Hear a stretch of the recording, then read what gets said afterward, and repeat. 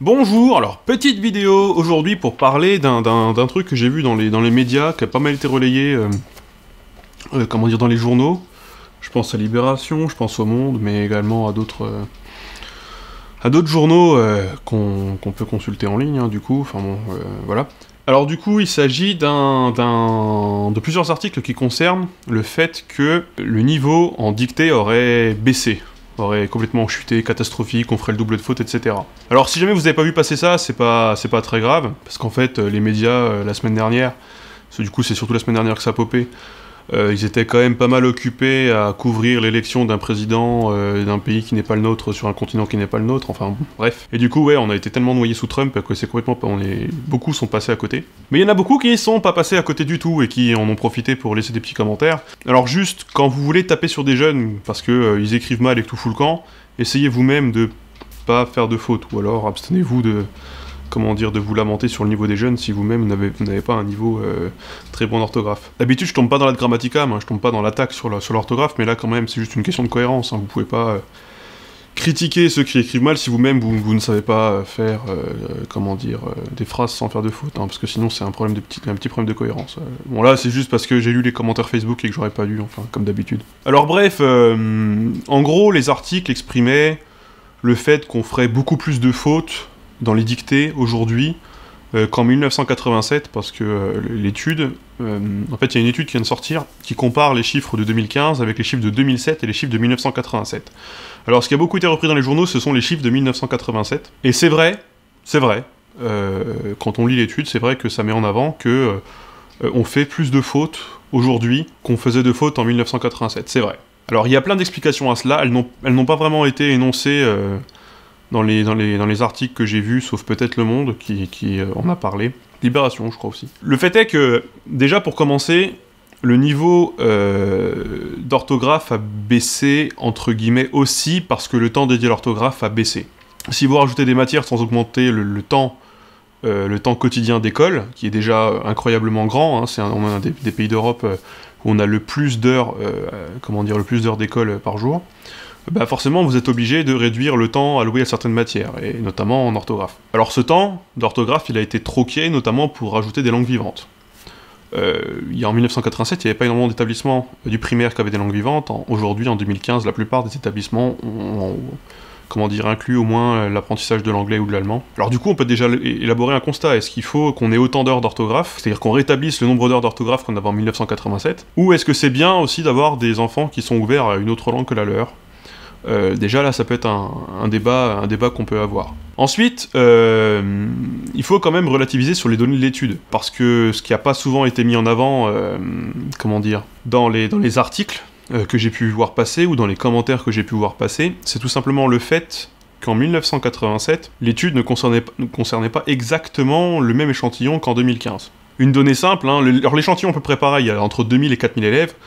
Le problème c'est qu'en 1987, cela concernait uniquement les établissements du public, sans qu'on puisse savoir de quel type d'établissement il s'agit. Ça c'est déjà une chose, alors qu'en 2015, on sait que l'étude a été réalisée sur le public, le privé et sur les zones d'éducation prioritaire. Les zones d'éducation prioritaire, ce sont les établissements dans des zones à difficulté en fait. Typiquement, ce seront aussi des zones où on aura beaucoup plus de populations issues de l'immigration, donc beaucoup plus d'élèves dans le primaire dont la langue maternelle n'est pas le français, voire des élèves qui sont arrivés en cours de route à l'école et qui ont dû apprendre à écrire ou à lire le français qui n'est pas leur langue sur le tard. Forcément, il faut le prendre en considération, puisque le niveau d'orthographe de quelqu'un dont le français n'est pas la langue maternelle et qui est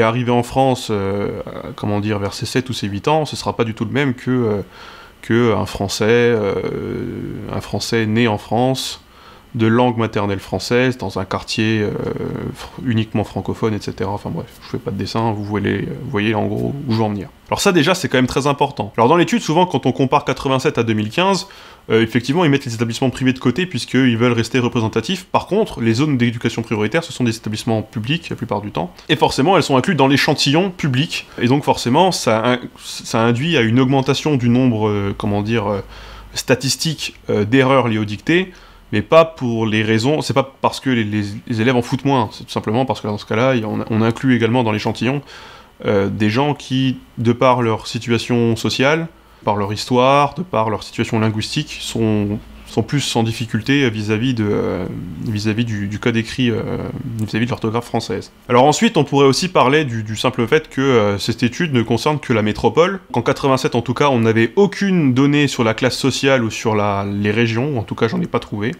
Et sur l'étude de 2015, on a effectivement quelques données sur les classes sociales, donc sur les origines sociales des élèves, mais on n'a pas de données sur les régions, et pourtant ça pourrait être quelque chose de très important, puisque dans les régions les plus pauvres et les plus ouvrières, le niveau est plus bas, tout simplement parce qu'il y a moins accès à l'éducation, moins accès à la culture, etc., etc. Ça pourrait être également des zones comment dire, où il y a un certain bilinguisme, ou alors dans ce cas-là, la situation pourrait être également un peu différente. Enfin bref. Alors par contre, il y a quelque chose qui est vrai, qui était déjà vrai en 87, mais qui, a priori, hein, selon l'étude, mais qui l'est encore plus en 2015, c'est que l'écart s'est creusé entre les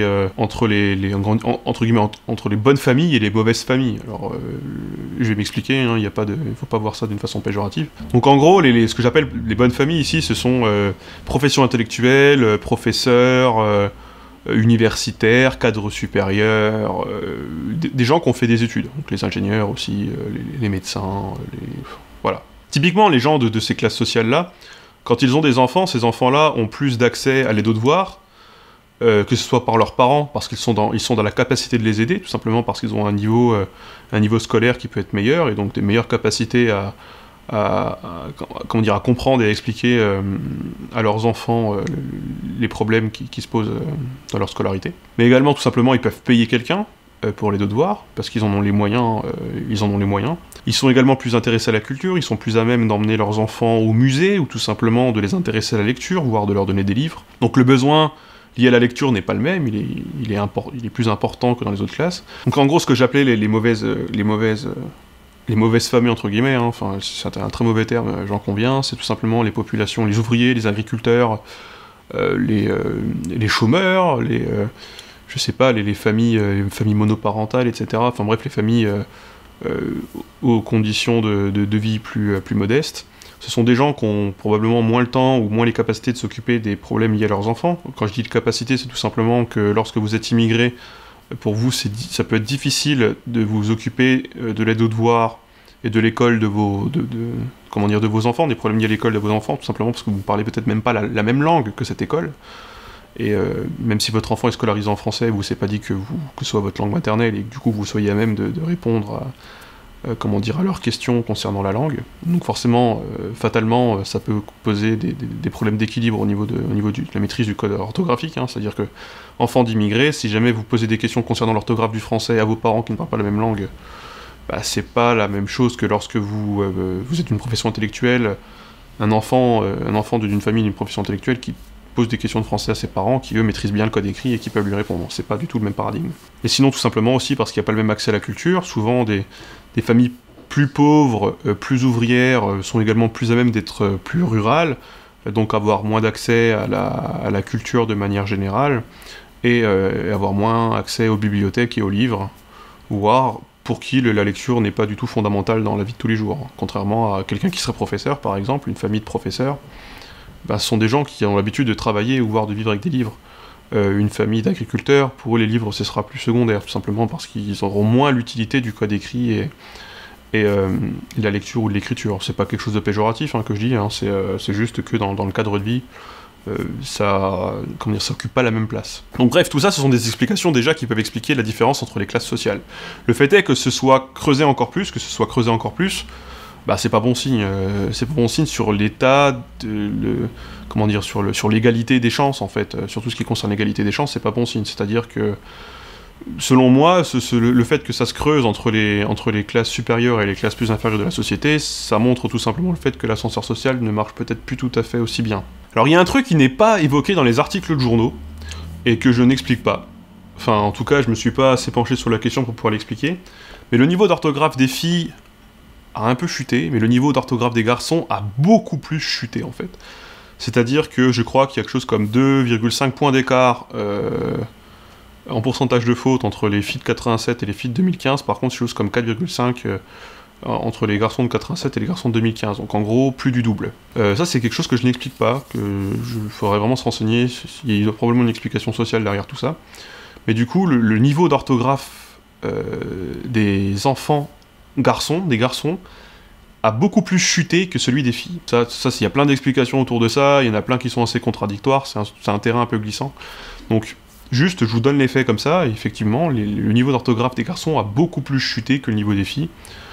Et ça, c'est quelque chose de parfaitement bien montré par l'étude.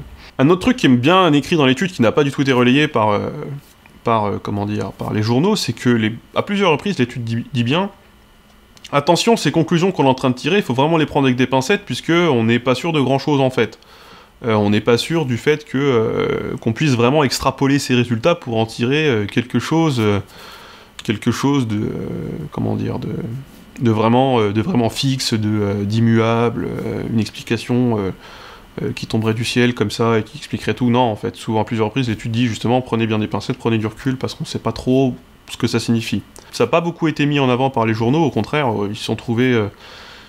c'est pas très sensationnaliste de dire faites attention aux résultats, plutôt on martèle les résultats, les gens sont un peu outrés, ils répondent, ils lisent, ils partagent, et forcément il y a des logiques économiques qui font qu'on va pas mettre en avant le fait qu'on dise que les résultats faut les prendre avec des pincettes, bien évidemment. Alors il y a un truc par contre que l'étude a bien mis en avant, et là le résultat est sans appel, c'est que la différence entre l'orthographique entre les élèves dits en retard et dits à l'heure, donc les élèves qui n'ont pas de retard scolaire et les élèves qui ont un retard scolaire, c'est énormément diminué en fait. Par exemple, en 1987, il y avait à peu près 30% des élèves qui étaient en retard scolaire en CM2.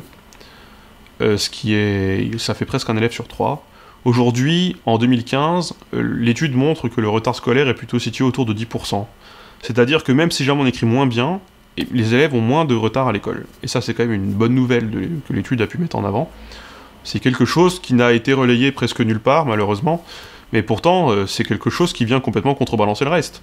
Les élèves écrivent peut-être moins bien, mais en tout cas, ils ont moins de retard à l'école. C'est-à-dire que sur l'ensemble des matières, ils sont bien plus à l'heure au niveau du programme. D'ailleurs, on parle de fautes, ils écrivent moins bien, mais qu'est-ce que ça concerne? Parce que ça aussi, c'est très important. L'étude porte sur une dictée qui comporte, je sais plus, une dizaine de lignes. La dictée est centrée sur l'usage des accords. Donc la dictée est orientée. La dictée vise à sanctionner quelque chose de particulier, à vérifier quelque chose de particulier. Et manque de bol, c'est cette dictée justement met en évidence que ce sont les accords qui posent le plus de problèmes. Donc une dictée centrée sur les accords montre que ce qui pêche le plus, ce sont les accords. Donc la mission de la dictée est presque accomplie, elle a mis en évidence qu'il y avait des faiblesses de ce côté-là, des faiblesses qui peuvent très bien s'expliquer. Les accords, donc les accords du participe passé sont notamment, ce sont les plus importants à être... à être ciblés. C'est normal en fait. Quand vous dites la pomme que j'ai mangée, les pommes que j'ai mangées, le vélo que j'ai rangé, les vélos que j'ai rangés, eh bien, dans ces 4 phrases, vous avez 4 orthographes différentes en fait. Vous avez et s, et et ES. Voilà. Pourtant, dans votre cerveau, la conjugaison, elle est strictement la même. La flexion verbale est strictement la même. Tout simplement parce que à l'oral, on ne fait plus la distinction entre, en tout cas pour le premier groupe, entre féminin, pluriel et masculin. En fait, on est en train d'invariabiliser le participe passé, comme il est déjà invariable en anglais, en allemand, que sais-je. Donc bref, ce qui est assez intéressant, et d'ailleurs je l'avais dit dans une vidéo, je l'avais dit dans la vidéo du français du futur, on est en train de perdre l'accord du participe passé de manière assez flagrante, et toujours plus. Alors forcément, en 30 ans, c'est un tiers de siècle, il est clair qu'on a encore plus perdu, on a presque une génération et demie, on a encore plus perdu ces accords. Donc quelque part, c'est normal qu'on s'aperçoive dans les dictées que ces accords ne sont plus maîtrisés. C'est tout simplement également une démonstration du fait que la langue a évolué sur ce sujet-là, exactement dans la direction que les études le prévoient depuis au moins une cinquantaine d'années. Donc en fait, quelque part, on vient valider des postulats et des constats linguistiques qui sont faits depuis belle lurette. Alors après, on peut très bien se plaindre en disant « oui, tout fout le camp, etc. » Ça, c'est un autre débat. Le fait est que c'est quelque chose qu'on atteste depuis longtemps, et aujourd'hui, on se rend compte que dans la maîtrise du code orthographique, on ne le maîtrise plus, justement, l'accord du participe passé, tout simplement parce que dans la langue, on est en train de perdre l'accord du participe passé. Et pour certains groupes verbaux, notamment le premier groupe, il a déjà été perdu. Ça, c'est très important, c'est même fondamental, puisque ça pourra donner des pistes de réflexion à la réforme de l'orthographe, pour qu'elle colle mieux à à la langue d'aujourd'hui, puisque quel est l'intérêt de marquer encore le féminin et le pluriel sur certains participes passés qui, dans la langue telle qu'elle est parlée, on ne le distingue plus en fait. Quel est l'intérêt? Il y a également un autre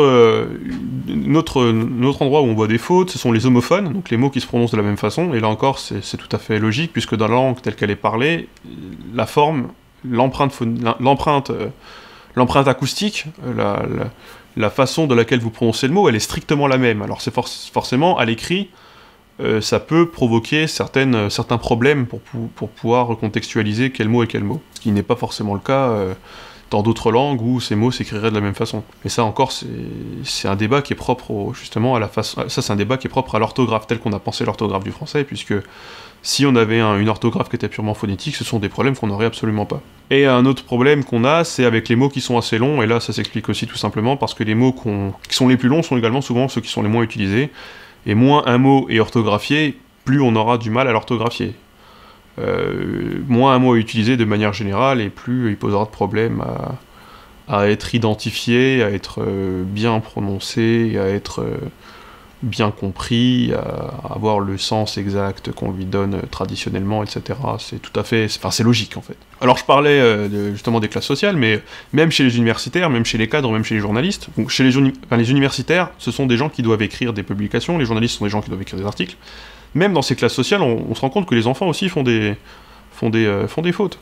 Et les fautes dont on vient de parler, les fautes des accords. Donc c'est-à-dire que même chez les populations, pour des enfants, même si les parents, leur métier c'est d'écrire en fait, eh bien eux aussi font quand même des fautes. Et finalement, ça recoupe avec le constat que j'ai fait avant, c'est puisqu'on perd cette distinction vraiment dans la langue, ça devient vraiment difficile de la faire à l'écrit. Alors après, il y a d'autres questions qui se posent, notamment le fait de la dictée. Est-ce que la dictée est un bon outil pédagogique pour apprendre l'écriture? C'est encore utilisé comme tel? Moi, je ne sais pas. Je ne sais pas, je suis pas tout à fait convaincu. Moi, la dictée, pour moi, c'était une source d'humiliation quand j'étais enfant, tout simplement parce que, voilà, oui, confronter quelqu'un à ses propres erreurs, quand quelqu'un ne sait pas maîtriser le code écrit, et le fait de le sanctionner sur une dictée, souvent il y a de l'humiliation qui vient derrière. Et notamment, pas forcément des profs, hein, ça peut venir des profs, ou des instituts, mais c'est pas tant le problème, c'est tout simplement aussi les autres élèves, faire « Oh mon Dieu, regarde, il sait pas écrire, quel débile », simplement parce qu'il y a une grande pression sociale dans la francophonie, en France notamment, sur ces questions. Après, ça veut pas forcément dire que cette personne ne saura pas écrire plus tard. Alors, il peut très bien avoir un rejet complètement du code écrit et dire... et l'associer à une forme de violence, une forme de douleur, et ne plus du tout vouloir en entendre parler, ça c'est possible, hein. Ou ça peut être quelqu'un qui sur le tard pourra bien maîtriser le code écrit. Moi j'ai dû attendre mes 14 ans, mes 13 ou 14 ans avant de bien pouvoir orthographier les mots, et de bien pouvoir comprendre les règles de grammaire. Alors, la population ciblée, là, elle est du CM2, elle a une dizaine d'années. Moi, à cet âge-là, j'aurais complètement fait plomber les stats s'il y avait une étude. Et pourtant, ça m'empêche pas aujourd'hui de bien savoir écrire. Donc c'est quand même aussi de ce côté-là, il faut quand même bien le remettre en perspective, puisque quand on est en CM2, on n'a pas fini notre scolarité. On n'a pas du tout fini notre scolarité, il reste encore 4 ans de collège. Après, il peut avoir 3 ans de lycée, voire 3, 5 ou 8 ans de fac. Pas pour tout le monde, mais bon, en tout cas, les 4 ans de collège, oui. Donc 4 ans de collège, ça reste quand même ça reste quand même une paire d'années pour pouvoir bien maîtriser le code orthographique. Donc ça aussi, c'est quand même à prendre en perspective. Ensuite, la question centrale, c'est quand même qu'est-ce qu'on va faire de cette orthographe, puisque oui, effectivement, les gens écrivent de moins en moins bien. On a moins de temps à dédier en plus à cet enseignement. On entend beaucoup de retourner aux fondamentaux, mais du coup, retourner aux fondamentaux, augmenter les nombres d'heures dédiées à l'orthographe, d'accord, mais au dépens de quelles autres matières? Est-ce qu'on risque pas de finalement avoir une baisse du niveau général dans d'autres matières, je peux prendre toutes les matières, juste pour pouvoir maîtriser un code orthographique qui est parfois pas très logique. Donc vraiment la question centrale, c'est qu'est-ce qu'on veut faire de cette orthographe? Est-ce qu'on veut le maintenir comme un outil de distinction sociale, puisque c'est ce à quoi ça sert aujourd'hui, hein, il y a plein de bouquins qui en parlent, etc. Est-ce qu'on veut garder cet aspect-là, ou est-ce qu'on veut tout simplement l'alléger un peu, et se dire, une réforme orthographique, ce serait quand même pas trop mal, et on pourrait diviser par deux le temps dont on a besoin pour enseigner pour enseigner le code orthographique. J'en ai parlé dans la réforme de l'orthographe, hein, la vidéo sur la réforme de l'orthographe. On pourrait également, du coup, un peu simplifier la vie aux dyslexiques, parce que du coup, avoir un code orthographique difficile, ça leur rend pas service. On allégerait pas mal le travail des correcteurs, voire on pourrait tout simplement s'en priver. Et on pourrait également avoir moins de jugement sur toutes ces questions, et moins d'attaques sur toutes ces questions. Ça, c'est une vraie question ouverte, hein, mais j'ai pas de réponse complètement arrêtée là-dessus. Ce sont en tout cas des questions qu'on doit se poser, parce que le problème, c'est que la baisse du niveau en orthographe, elle ne va faire que augmenter, en fait. Pour une simple et bonne raison, c'est que le code orthographique, c'est que plus on va attendre, parce que la langue évolue pendant ce temps-là, plus on va attendre, plus le code orthographique de l'écrit va tout simplement se distancier de la langue orale, jusqu'au jour où on apprendra à l'école, à l'écrit, une langue étrangère, comme ça avait été plus ou moins le cas en Grèce, où les gens ils parlaient le démotiki, mais ils devaient apprendre le grec kathaleboussa, ils devaient écrire tous les accents, ils devaient écrire avec des lettres, tout ce qui correspondait au grec ancien, alors qu'eux ils parlaient du grec moderne. Si on n'a pas envie que ça finisse comme ça, il va bien falloir qu'on s'adapte un petit peu de notre côté. Et du coup, l'une des conclusions aussi à cette petite vidéo, c'est tout simplement que le titre est très putassier. Souvent les titres sont très putassiers sur ces questions. Pourtant l'étude est beaucoup plus... elle prend beaucoup plus de pincettes. Et il faut également faire attention avec l'étude, puisque comme je l'ai évoqué à plusieurs reprises, l'échantillon n'est pas tout à fait le même, les populations ciblées ne sont pas tout à fait les mêmes, les conclusions ne sont pas tout à fait les mêmes, il y a d'autres conclusions qui ne sont pas mises en avant, comme la baisse du retard scolaire. Un autre truc dont j'ai pas parlé, mais je vais parler rapidement, dans les ZEP, donc dans les zones d'éducation prioritaire, là où on a plus d'élèves en difficulté, voire des gens dont la langue n'est pas forcément le français, la langue maternelle n'est pas forcément le français, et rendez-vous compte que la baisse du niveau orthographique a été moins importante que dans les autres établissements. C'est-à-dire que finalement, dans les ZEP, on s'en sort vraiment pas si mal du tout. Ça, pareil, on n'en parle pas dans l'étude. Enfin, plutôt si, on en parle dans l'étude, on n'en parle pas dans les articles relayés. On parle pas non plus du fait qu'il y a des grandes disparités entre les sexes, entre les garçons et les filles. Et finalement, on parle pas non plus du fait que c'était juste sur une dictée, centrée sur les accords, qui met en avant finalement du coup que des problèmes sur les accords, qui sont des problèmes auxquels on pourrait s'attendre, étant donné les évolutions linguistiques en cours. Donc ça, c'est tout à fait logique. Donc du coup, si jamais on avait également cherché d'analyser sur d'autres critères, peut-être qu'on aurait des résultats qui seraient complètement différents. L'échantillon 2 à 4 000 élèves, uniquement en France métropolitaine, sans distinction de région, en tout cas, il n'y a pas eu de distinction de région dans l'étude, avec des catégories socio-professionnelles qu'on dit représentatives, mais dont on ne sait pas exactement quelles elles étaient en 1987. Ça aussi, c'est un problème, puisque du coup, on ne sait pas dans quelle mesure ces comparaisons sont justifiables, ont du sens, etc. Et ça, d'ailleurs, l'étude le dit, on ne peut pas forcément en tirer des conclusions de tous les chiffres qui ont été donnés. Et finalement, j'ai envie de dire, il faut faire attention avec ces études de manière générale. Ça me fait penser en fait à une autre étude qui avait été faite sur le fait que les filles parlaient mieux que les garçons, parce qu'ils avaient fait une étude sur le gène FOXP32, donc ils avaient dit il y a le gène FOXP32 est plus courant chez les filles, et du coup c'est pour ça qu'elles parlent plus, etc. En fait on s'est rendu compte plus tard que c'était complètement bidon, parce que l'échantillon de la population c'était 11 personnes, donc 5 ou 6 garçons ou filles vs le sexe opposé, c'est des populations qui sont pas du tout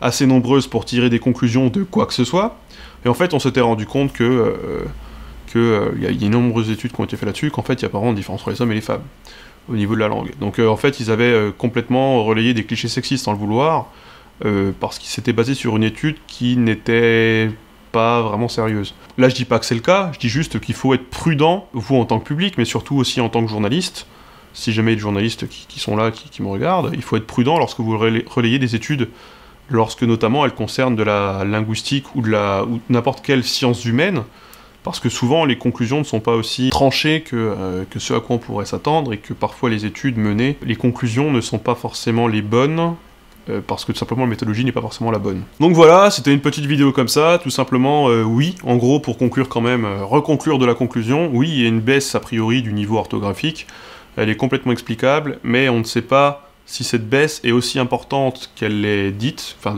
qu'elle l'est énoncée dans les articles qui ont été relayés, et on ne sait pas non plus exactement qu'est-ce que cela implique. En tout cas, les conclusions assez réactionnaires que j'ai pu lire dans les commentaires qui disent que c'est parce que les jeunes c'est des connards qui foutent rien et qui ne savent plus apprendre, ça ce sont des conclusions qui ne sont pas du tout dans l'étude et qui n'ont absolument pas lieu d'être, hein. Ça c'est du laisser-aller intellectuel, si je peux m'exprimer ainsi.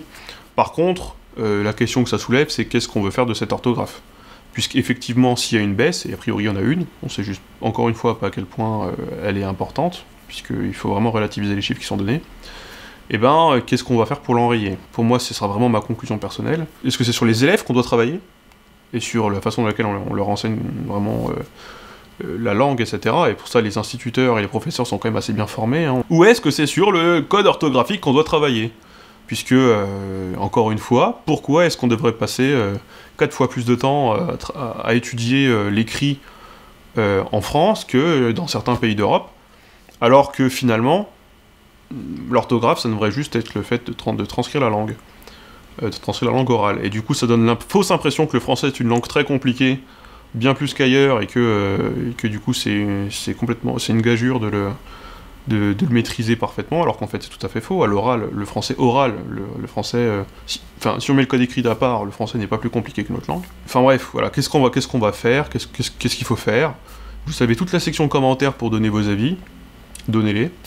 Et ça m'intéresse notamment si vous avez des enfants, si vous avez des retours à faire sur vos enfants, sur la façon dans laquelle vous gérez ce problème côté parents. Et voilà, j'espère que cette petite vidéo vous a plu. Et puis moi je vous dis à la prochaine fois, très rapidement, je vais quand même donner 3 nouvelles. Il y a beaucoup de vidéos qui sont en cours, un nouveau format qui est en cours, qui sortira bientôt. Et une vidéo sur la dyslexie avec un ami. Et je sais qu'on me l'a demandé depuis longtemps et elle arrive bientôt. Voilà, donc moi sur ce, je vous dis au revoir.